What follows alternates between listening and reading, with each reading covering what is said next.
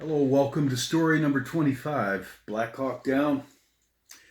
And the story of, wasn't sure whether to include this or not because it involves other people and tragedies. But it's been enough years, I think it's okay. And I was there, I'm part of this story, so not trying to capitalize off somebody else's misfortune. Uh, well, I was at work the other day, and the topic of Kobe Bryant's helicopter crash was up. And I don't follow basketball or any celebrities or anything, but it was tragic, and all this and that. And so I told this story, and some of my coworkers were really thought it was quite a story. So I decided, I've been laboring over it, to go ahead and tell this story. Story 25. It involves possibly a guardian angel, possibly just my good fortune, which would turn out to be somebody else's not so good fortune. And it involves also a ghost story. All right, so in my first enlistment in the Army, I was a paratrooper in the 82nd Airborne. I think I've already said that. This happened in March of 1985. I was in the field with my unit. It was the 504th Parachute Infantry Regiment. And, we were in the field in March at Fort Bragg, North Carolina. It's pretty warm, and I recall we were in the field for a couple of weeks. And when you're in infantry and you're out in the field and you're active duty Army, you get pretty grungy, you're ready to go in. We didn't get any comforts when we were out in the field, being light infantry. Usually parachuted in and trained hard. You all sweaty, uniform all dirty, and I don't know. The idea of going back in, honestly, get a nice hot shower, cold beer, and whatever it is you like, listen to your favorite music when you're in your early 20s. Yeah. You don't tell people that, though. You're like, yeah, I love it out in the field. But deep down inside, I think most people are like, yeah, I can't wait to get back in, get cleaned up. So on this particular day, and back then, we marched quite a ways. My battalion, or regiment, it was a battalion in 504th, 2nd 504th. And then we came to an area with a PZ, LZ, PZ, landing zone, pickup zone. That's for helicopters, and they ferry in a big field, pick you up, and fly off. And I think there was 3 or 4 Blackhawks helicopters, and they were fairly new in the Army inventory then. I think they'd been in use for about 4 years at that point in time. Well, the idea was these helicopters, they'd all fly in and they'd land and we'd load up and they'd fly off and they'd take us not to our barracks, but like about 5 miles away from the barracks, and from there we'd march in. And it was an all-day thing because they were like taxis. They'd come down, land, they'd pick up 9 men each one at a time, and they had a 3-man crew on these helicopters. Then they'd all lift off together and they'd take off and fly and land us near the barracks. And then, we'd all, once everybody was there, we'd all assemble as a company or a battalion and march back in along the road. And that's how it usually went. And to get a ride on a helicopter sure beat walking, especially when at that time, you had a lot of, probably about 90 pounds of gear and weapons on me, Oh, yeah, okay, I'd rather fly. So, on this day, I recall, and I did not write this down. I'm going to tell you what I remember. My squad, I was a squad leader, and I had a 9-man infantry squad. And so we're all kind of laying in the woods in the grass next to this big clearing where the helicopters would fly in.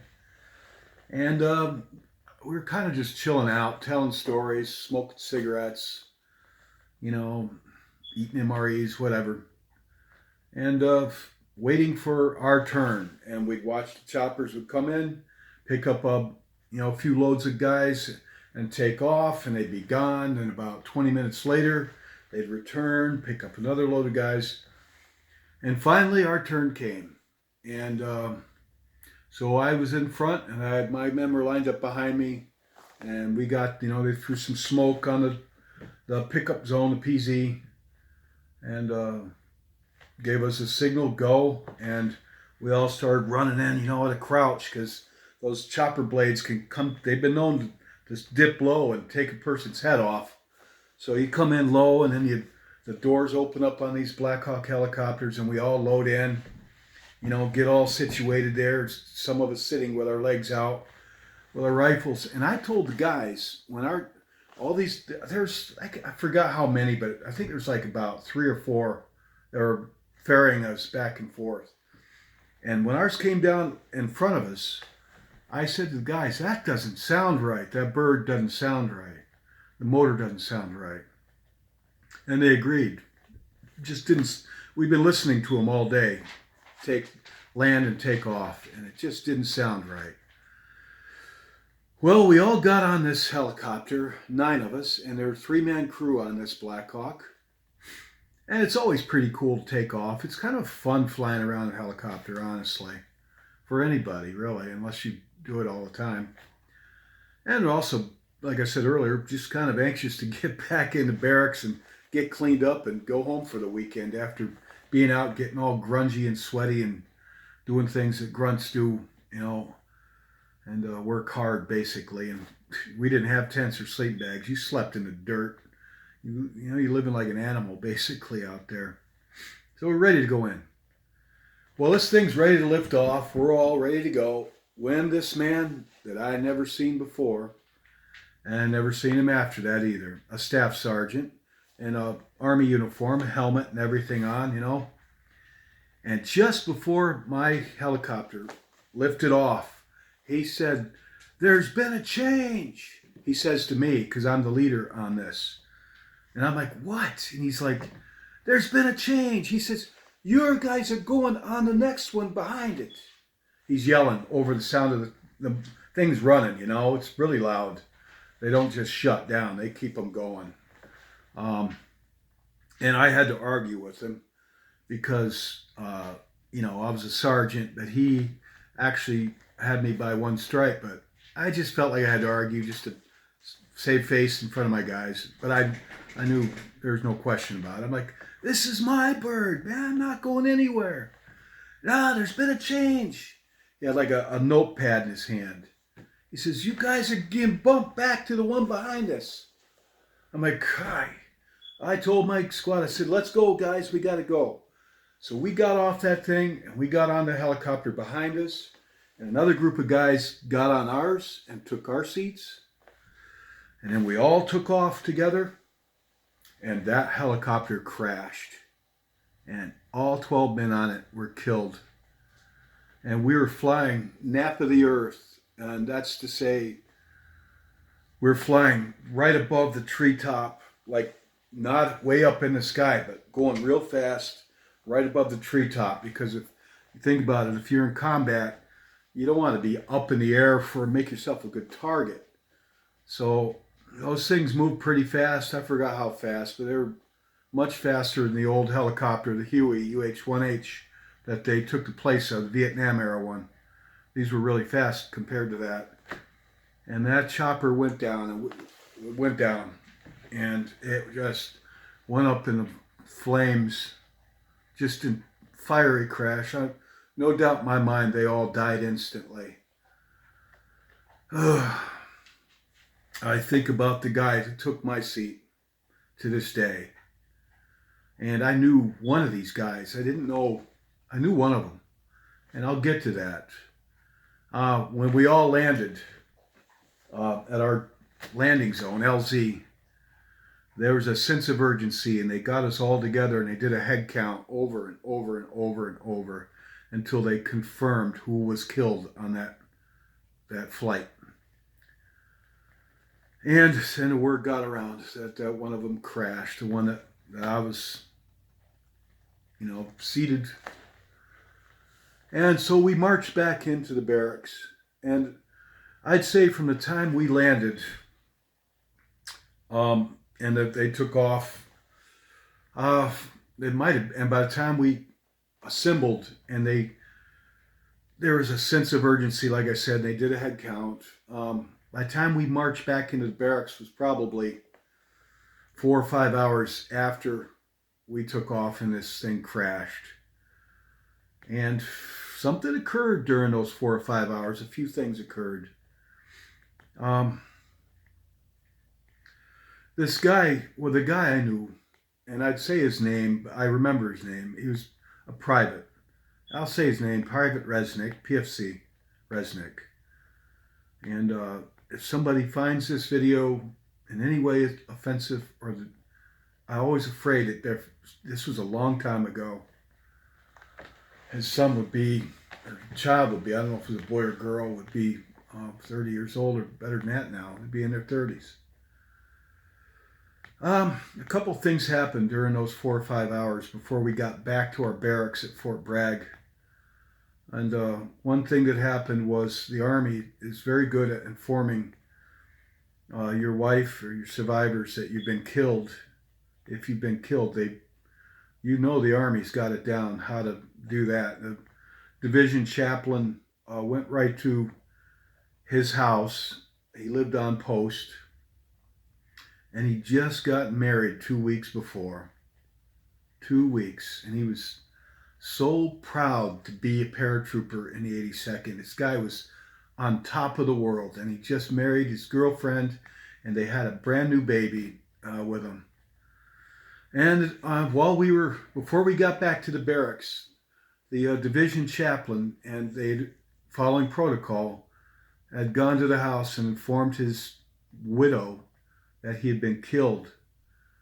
And of course she was beside herself in grief and calling the barracks. And all right, at our barracks that we weren't at, there were 2 people there. There was a CQ, a charge of quarters, CQ, and a runner. And basically, when you got a barracks and your unit's not in it, there's usually a couple of guys that didn't go with you because usually they've got an injury like a twisted ankle.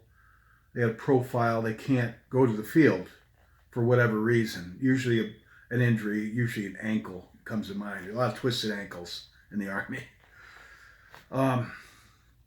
Well, this man knew Resnick.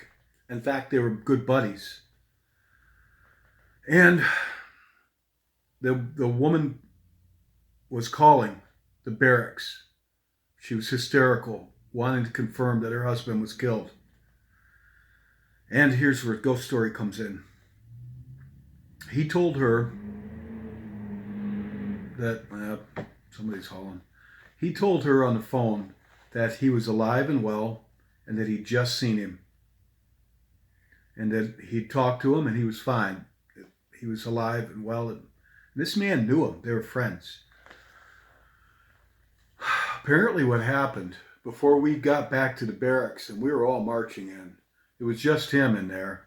And all the doors are locked. There's only one way in and out.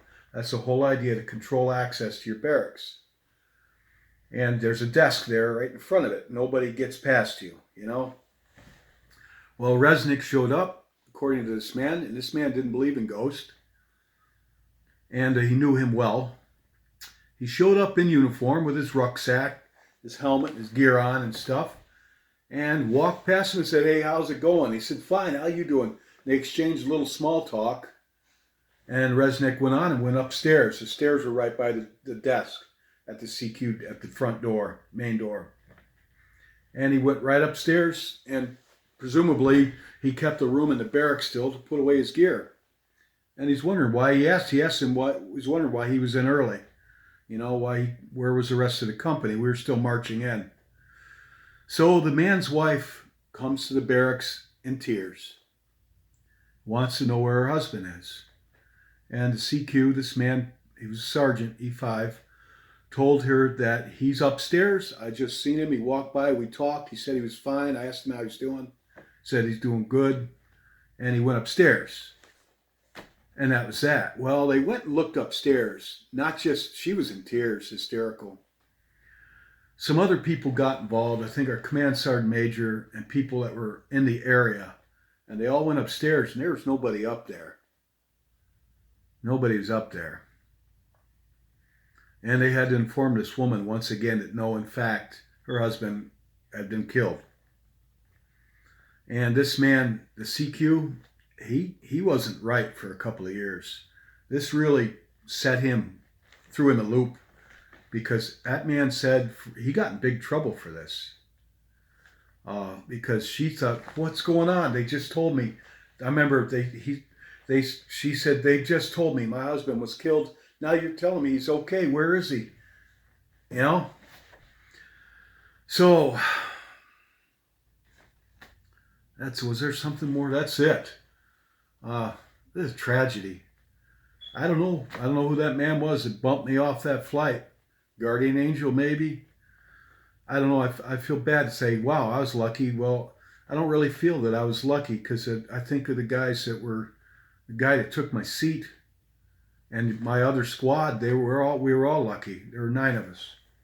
And whoever they put on that chopper in our place, honestly, it was their time to go. But it was pretty sad, honestly. And odd how the man's, apparently his spirit showed up in full uniform with gear, everything. And even exchanged small talk with somebody that knew him very well. There was no mistaking it. I mean, well, that's the story. That's story 25. If somebody finds this offensive or out of poor taste, let me know. I'll take it down. I'll put something else up. But it's been quite a few years. It's been 35 years. And I thought I would share this. So, you think of the Army and stuff. There's ghosts. Everybody's in uniform. There's plenty of ghost stories in the military. But this charge of quarters, the CQ, he wasn't right for years. He felt really bad. He just kept shaking his head. He says, I know, I saw him. I talked to him. He just kept saying that over and over for like months. He'd say, I saw him, I talked to him.